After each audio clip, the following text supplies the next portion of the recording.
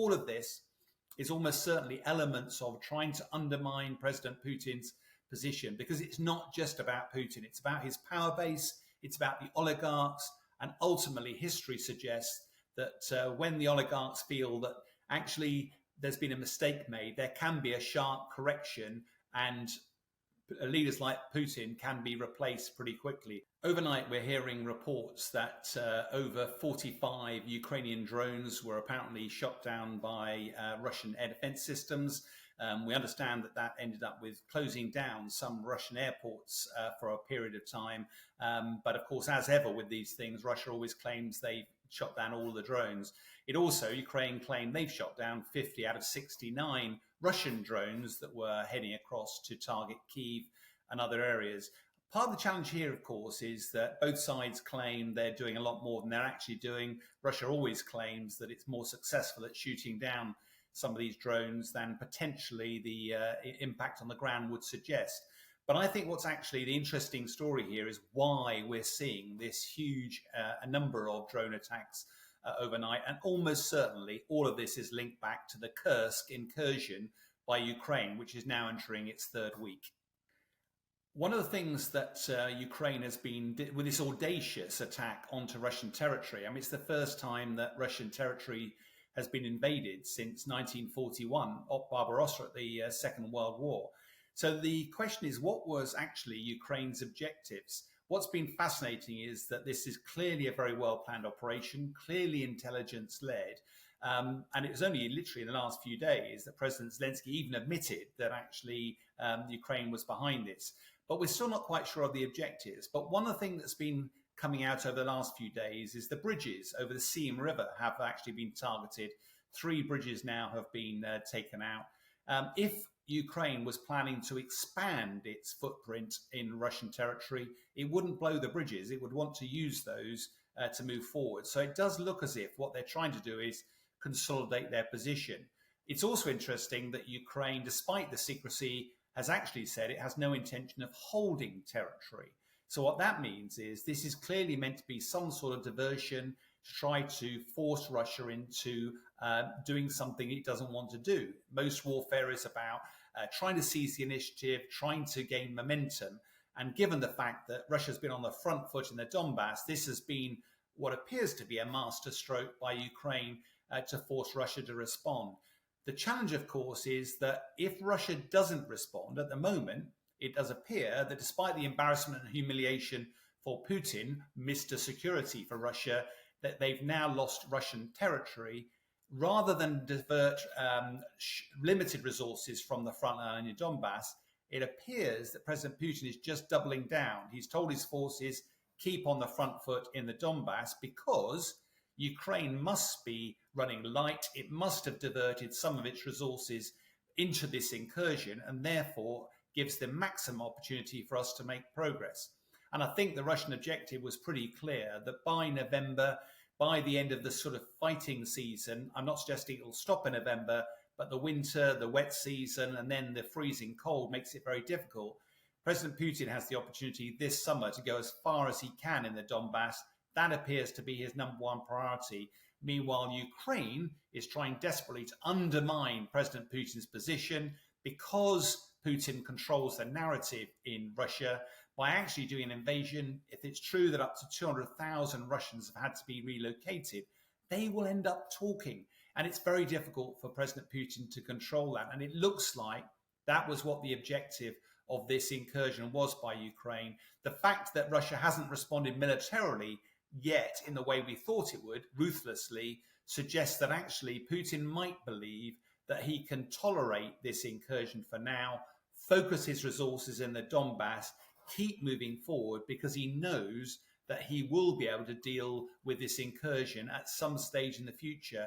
And actually, he might as well take the opportunity to capitalize on the fact that Ukraine is now spreading its limited resources. So much to play for here. We don't know what's happening. We're trying to read what's going on. But at the moment, we've not seen any let-up in the frontline fighting, and Russia is still on the front foot. One of the reasons that the drone attack probably happened overnight was that President Zelensky is desperately trying to seize the initiative. He's trying to provoke President Putin into responding. by launching a huge wave of drone attacks in what appears to be a very broad area of Russia. That's trying to demonstrate to Russians that not only is the war not going Russia's way in Kursk, but actually they're now feeling the effects on the ground across the country. All of that is trying to undermine President Putin's position. Now, whether that works or not is quite another matter. It is worth noting that, of course, President Zelensky has famously said that in an effort to try to generate his own military capability, they've been investing in drone manufacture, and his objective this year was for Ukraine to develop, design and build and supply over 1 million drones to the front line. Now, many of those are going to be handheld drones. Some of them will be somewhat larger, but all of them, we've seen some harrowing video footage of these drones chasing down Russian soldiers on the front line. They're sort of terror weapons, all of which they can start to undermine President Putin's position. But bluntly, ultimately, this is about progress on the front line. And at the moment, in the key area of the Donbass, Russia still has the initiative, but it's not going to stop President Zelensky doing everything in his power to undermine that, as we've seen in the Rostov-on-Don region, where there is apparently 4 days after a drone attack that targeted an oil facility there. Apparently, it's still blazing. Why is Ukraine attacked that? Well, the more you can stop Russia exporting oil or refining oil, the more you reduce the income, the revenue that Russia is generating, and therefore you're reducing its ability to fund the war effort. It's step by step, but it's part of a coherent strategy by Ukraine. The issue of what the strategy around drones is really interesting. They are tactically can be used in the front line just to terrorize the soldiers on the ground. Longer range drones have been used to target oil facilities, and even overnight, reports suggest that some Russian airfields. Now, all of these, they are not difficult to shoot down drones. They have very limited capability to defend themselves.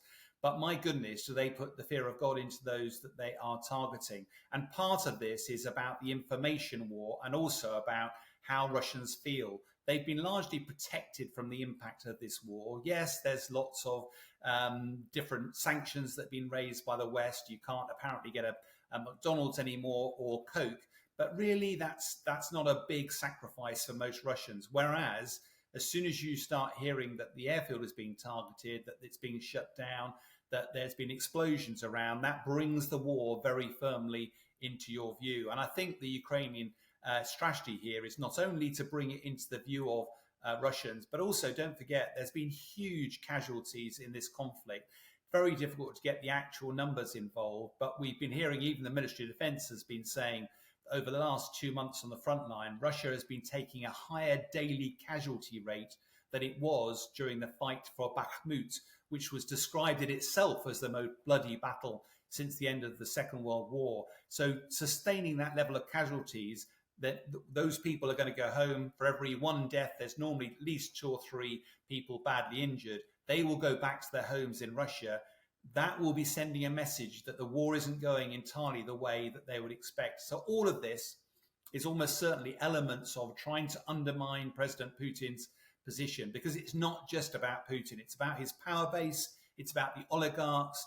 And ultimately, history suggests that when the oligarchs feel that actually there's been a mistake made, there can be a sharp correction, and leaders like Putin can be replaced pretty quickly. I'm not suggesting for 1 minute I expect that to happen anytime soon, but that's part of the strategy it seems to be that Ukraine is using to do a multi-level, multi-pronged attack, not only by invading Russia for the first time since 1941, but also demonstrating that to normal Russians, the war is being brought to their territory. It's not just something being fought thousands of miles away. One of the questions that's been fascinating is what's Putin's response going to be? I have to say, as a military analyst, he, having been sort of labelled Mr. Security, he would have been absolutely furious that Ukraine has managed to not only do an incursion across the border, but actually do it relatively easily. If reports are to be believed, Ukraine, very well planned, but used about 1,000 troops and about 20 tanks, which is probably prudent because they wouldn't have known how quickly they could have rolled back the Russian defences. But it does sound now as if that Russia have very limited ability to defend itself. The Ukrainian forces apparently are up to 10 times as large now as they were in Kursk. That will have been a very, very difficult pill for President Putin to swallow. The challenge, of course, though, is how the irrational part of your mind therefore would go, right, deal with that ruthlessly, get rid of those Ukrainians off Russian soil. But actually, the prudent part, and some of his analysts may have been saying, do you know, just push back gently. We can deal with that problem in the future. What we don't want to do is take our foot off the throat of Ukraine in the Donbass region. And at the moment, whilst we are seeing the Russians, despite having 3 bridges being blown at the moment, we are seeing that there are some temporary bridges being erected and being targeted regularly by the Ukrainians. So Russia is trying to sort out that incursion, but we don't yet see a lot of evidence that the front line's being eroded. President Putin may well have ordered some troops to come from Kaliningrad, which is up near Lithuania, and some from Crimea. That might solve the numbers problem, but those people won't be battle-hardened, whereas the Ukrainian forces are absolutely battle-hardened, and it will be very difficult for President Putin to use those forces to push Ukraine back. It might stem the tide, in other words, just stop any advances for now, wait till later on this year, and then ruthlessly tackle that pocket of forces. But at the moment, we're waiting to see with bated breath what President Putin decides to do next. I think the one thing that's probably relevant as well is the international debate about the use of long-range weapons, because President Zelensky took the opportunity at one of his nightly addresses to thank the UK, but say, please let me use the weapons. And up till now, the Brits have largely let Zelensky use the weapons as he sees fit. So I think there's a little piece there that might, if we record it, if you don't want to use it, that's fine.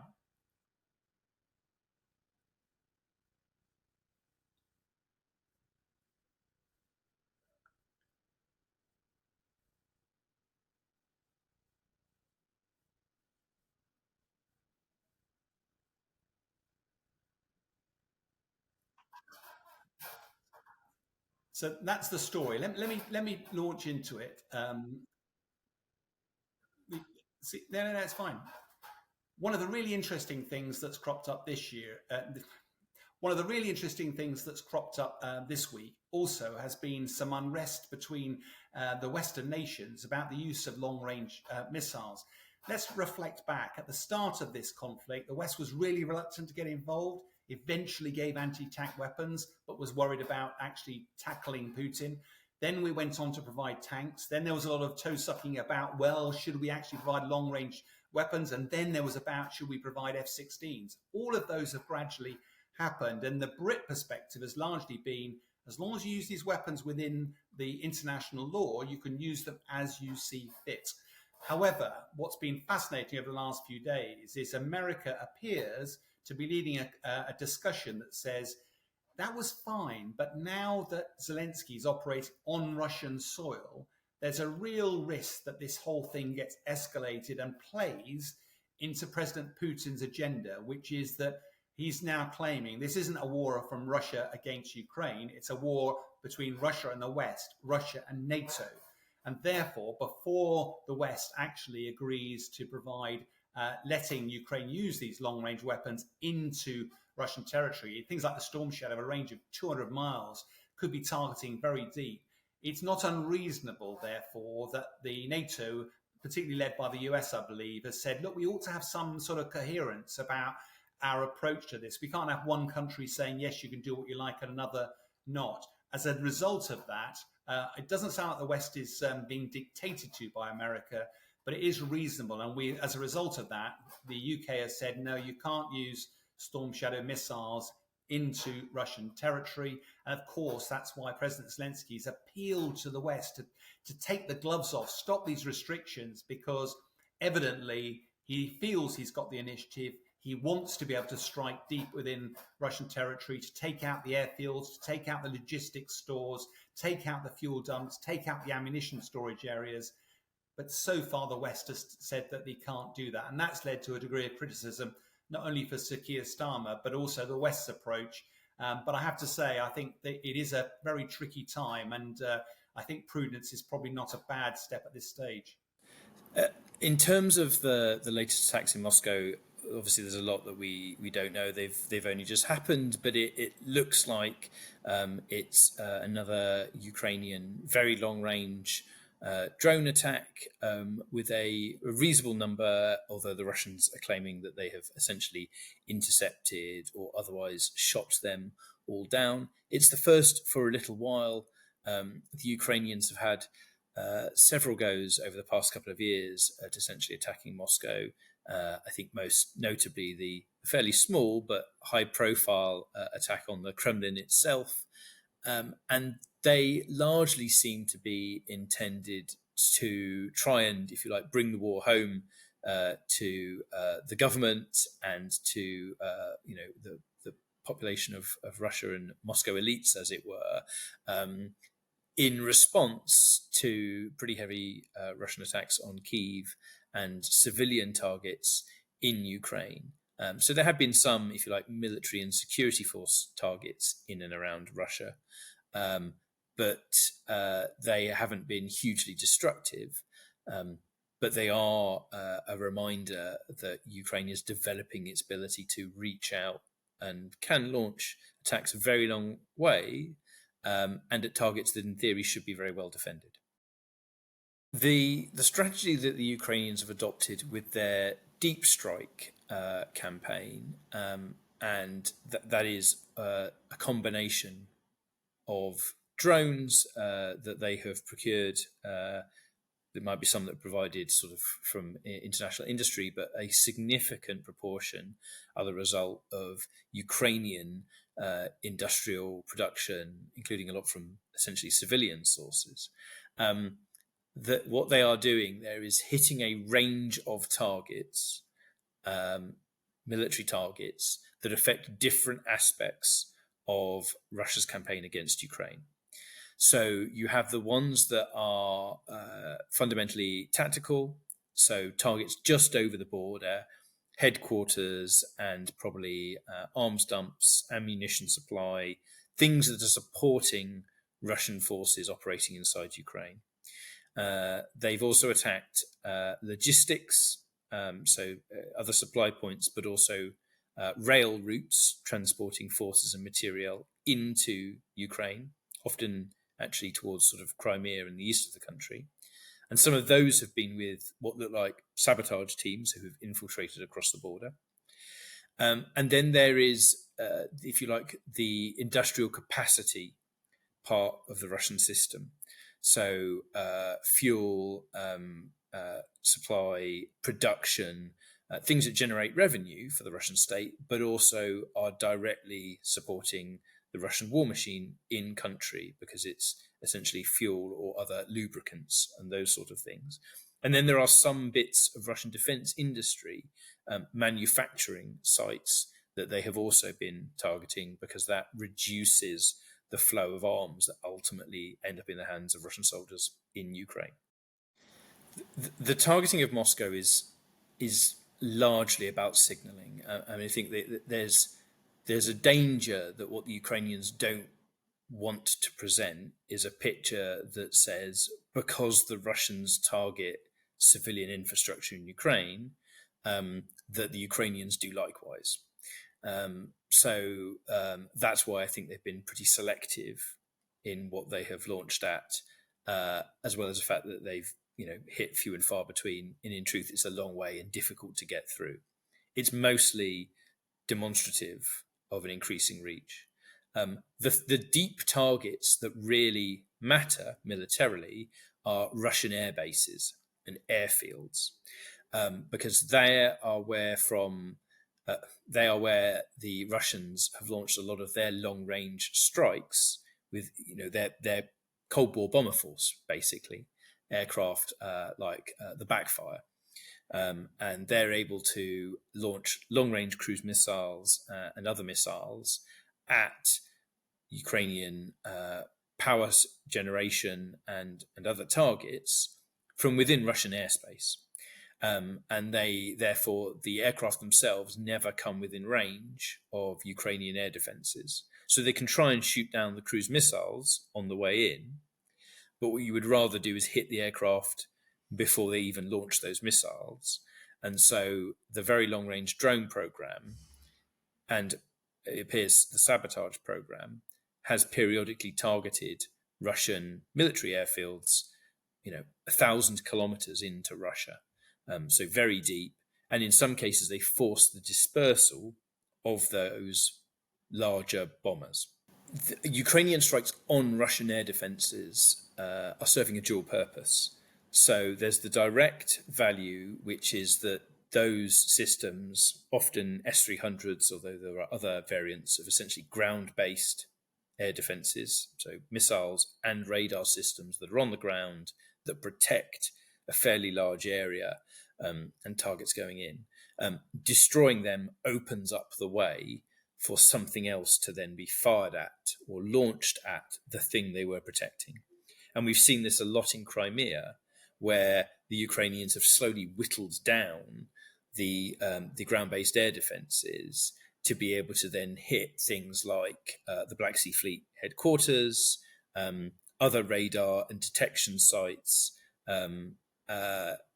arms dumps and forces on the ground to really make Crimea a difficult place to be. And they've done that using drones. They've complemented that with other ground-launched missiles. So they've modified some of their anti-ship missiles, and they've used Western-supplied missiles like Storm Shadow and Scalp, or the ATACMS, which is essentially a tactical ballistic missile fired from a multiple launch system. Elsewhere, striking those air defense systems really makes it hard for Russia to defend all the way along that massive frontage, because the Ukrainians have periodically, as well as going after targets inside Ukraine, including Crimea, not only are they hitting lots of the targets to the north of Ukraine, but they've gone after air bases and other refineries and things to the sort of the northeast and the east. And that's posing questions to the Russians in terms of just how much frontage they can cover with their air defense radars and their systems. And indeed, they've got to move some of them around. So as those systems get destroyed, they give more gaps for the Ukrainians to get predominantly their drones through. And then the challenge of moving the systems around to protect weak points creates gaps elsewhere, which the Ukrainians can exploit. So this kind of probing in all directions is beginning to put real stress on the Russian system. And each attack might only destroy a small number of targets, but they can be quite high profile and notable. So a couple of bombers have been destroyed by different drone strikes, including some that look like they were launched from inside Russia. There's been a couple of the more expensive and modern Russian fighter aircraft that were destroyed a couple of months ago. And that posed a challenge because that came kind of way out to the east. And now the Russians are having to defend essentially along not quite 360 degrees outside Ukraine, but not far off it. I think the reason that the Ukrainians are hitting some of these targets, in some cases, it's just to put stress in as many places as possible. The Kursk incursion itself, as a ground incursion rather than, if you like, an airstrike, I think we're still trying to understand the real scope and ambition of that incursion, although the Ukrainians have recently put a couple of explanations up, which are fairly ambitious. And one of those was fundamentally about forcing Putin to reconsider his calculations and effectively consider negotiation. I think that's not likely in the short term, but they might be banking on trying to hold it for as long as possible. The other quite ambitious explanation was to actually create a bit of a buffer zone to prevent Sumy and northern Ukraine. And what holding this ground does is prevent the Russians put ground-based artillery in that region and threatening across the border. And and it slightly pushes back where aircraft have been, if you like, using glide bombs, because they will now have to fly. They might have to fly over territory that the Ukrainians are effectively occupying and have brought up their own air defences. But it won't defend against those kind of long-range cruise missile attacks. And what holding that ground inside Russia does is expose the ground force that they have put in. And we've seen some Ukrainian aircraft operating in the area, but not many, because it's probably quite a difficult environment. And so one of the big questions that we'll have to look at in terms of the Kursk incursion, and this could take weeks or even months to come up with a retrospective analysis, is what has the cost been?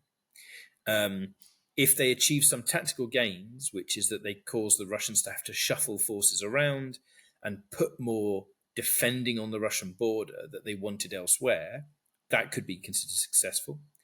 If they force the Russians to have to move forces from north of Kharkiv, i.e. pull back their own attempt at a buffer zone, that could be regarded as successful.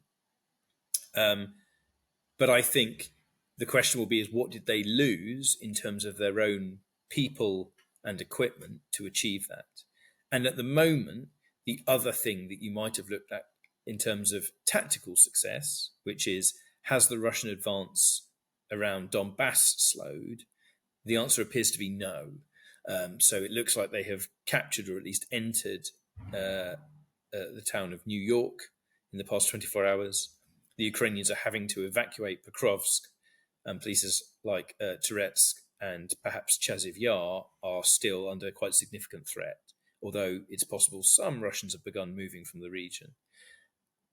There is the bigger picture, which is that there's a powerful signalling effect of the ground incursion in terms of improving Ukrainian morale, reversing the narrative, indicating that they should receive more international support and maybe changes to any restrictions on Western supplied weapons.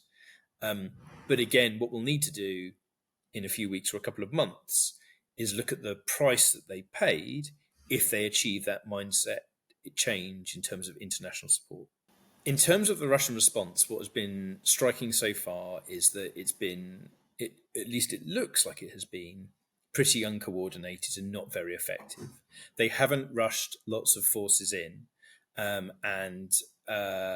or at least if they have, they haven't managed to assemble a counterattack force yet. And that's been complicated by the Ukrainians striking bridges and now destroying the replacement pontoon bridges. Some of the forces in the area appear to be of low quality or unprepared. And a lot of the response has actually been Russian air power. So that looks like this was a vulnerable point in the line. The Ukrainians identified that and have successfully penetrated through. And that feels like a significant failing on the part of the Russians. I would have said a week ago that's hugely embarrassing for Putin, and it is. And there does appear to be a lot of criticism inside Russia about this failure, and some of that they're having to suppress or block. So there could be a long-term political cost. But it's noteworthy that what they haven't done is radically shift forces from further south, and I would say particularly out of Donbass, that remains their objective, and they're still pressing forwards and taking territory. And given the extent to which we've seen repeated Russian failures over this phase of the war, and that they have sort of shrugged those off, and that they are happy to operate almost a meat grinder strategy and pay a heavy price for advances, it suggests that we might need to reevaluate how much that embarrassment factor will lead them to change their operational approach. Again, this is one of those cases where it might take a few weeks. So I would still expect to see a land counterattack. They've started building up forces. It looks like they've begun to now more successfully contain the Ukrainians, whose rate of advance has slowed.